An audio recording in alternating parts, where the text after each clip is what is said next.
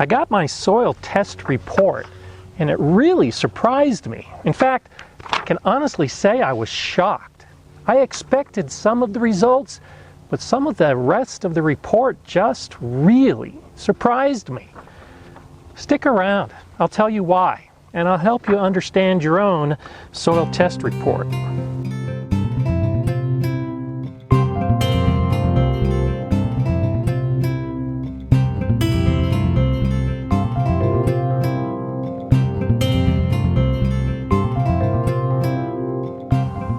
Hi, I'm Gardener Scott, and I discuss everything gardening.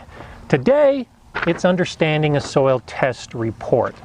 I think soil testing is very important for all gardeners who are serious about gardening. I went years without getting soil test reports and did okay.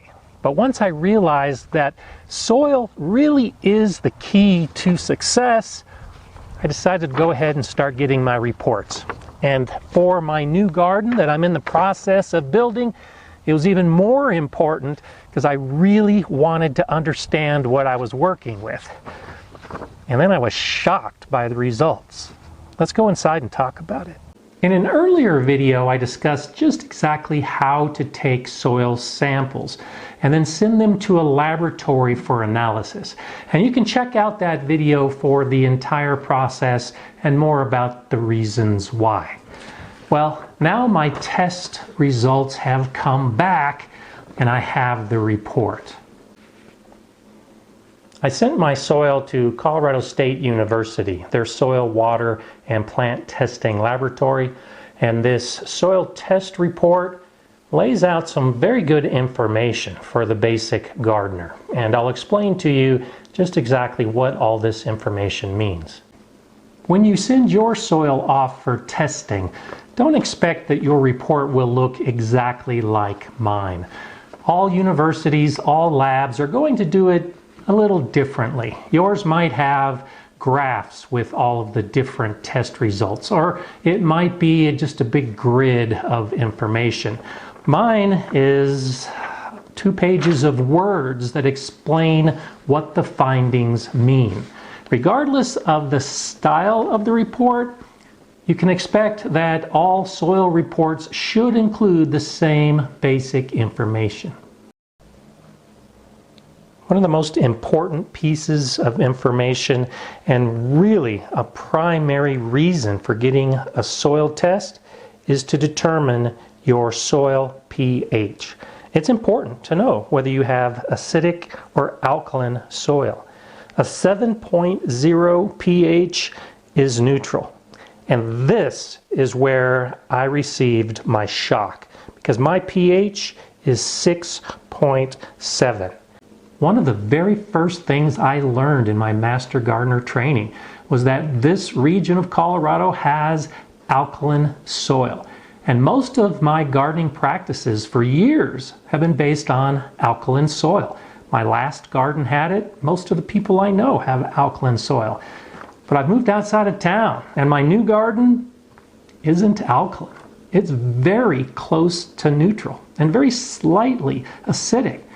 I'm going to have to modify how I do things. Not a lot, but it does make a difference. You can also expect to see an electrical conductivity number on your report. It'll often relate to the salts in your soil, the salinity. It has to do with how well roots can take up the nutrients. In my report, it spells it out very simply. My electrical conductivity is low, and if it's less than 2.0, mine is 0.1, then salinity is not a problem. So in other words, I don't have a problem with salt in my soil. I can see the lime is low. You'll often add lime to sweeten the soil. In other words, make it more alkaline. But because mine is very close to neutral, I don't need to worry about lime being an issue. You can also expect that the report will tell you what type of soil you have. Is it primarily sand or is it primarily clay? That's called the texture. That's also very important. Clay soil tends to hold on to water and it doesn't drain very well. Sandy soil is just the opposite. The water drains right through the sand. Well, I have a sandy loam soil. What that means is it's more sand than clay. And as this report shows, I'm going to have a problem with the water draining through. It's going to drain at a medium to high rate, which means I may have to water more often. It's not going to be held within the soil. Knowing how much organic material you have in your soil is critical. You should try to have at least 5% organic material. That's ideal. When I look at my report, I see that I only have 1.7%. In other words, I have to add organic material to my soil to get it to be the best it can be for plants. This report is really nice because it does spell out exactly what I need to do. I've often recommended that you need to apply 2 to 3 inches of compost to your soil if you're trying to improve it. Well, this report from Colorado State University says that exact principle. You want to add organic material? Compost is a great way to start. Your report will also tell you the nutrient levels in your soil. You can expect that all reports will give you the big 3 macronutrients, the nitrogen, phosphorus, and potassium. I paid for a basic report, so I'm not going to have a printout of all of the micronutrients. You might have that option, and it's totally up to you to determine just what your soil is filled with as far as the nutrients are concerned. For me, the basics are enough.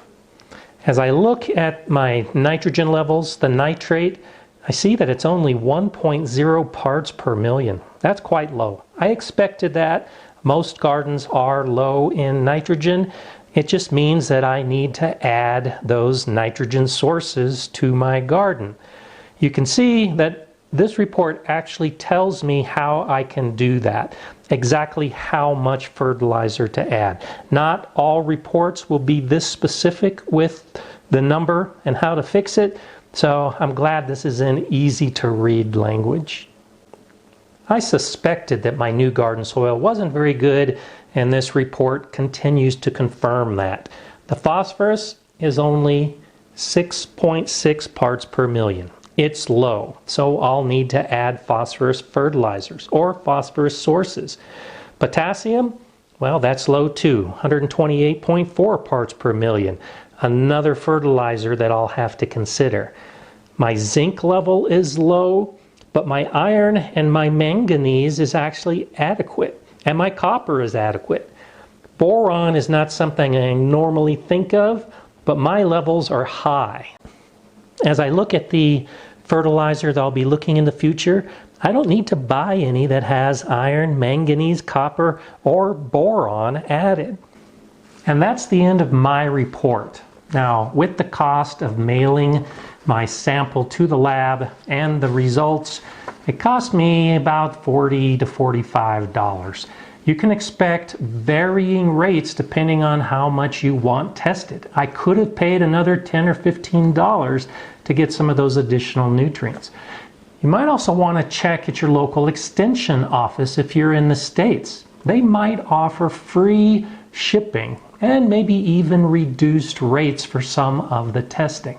Either way, this is the information you can expect to see.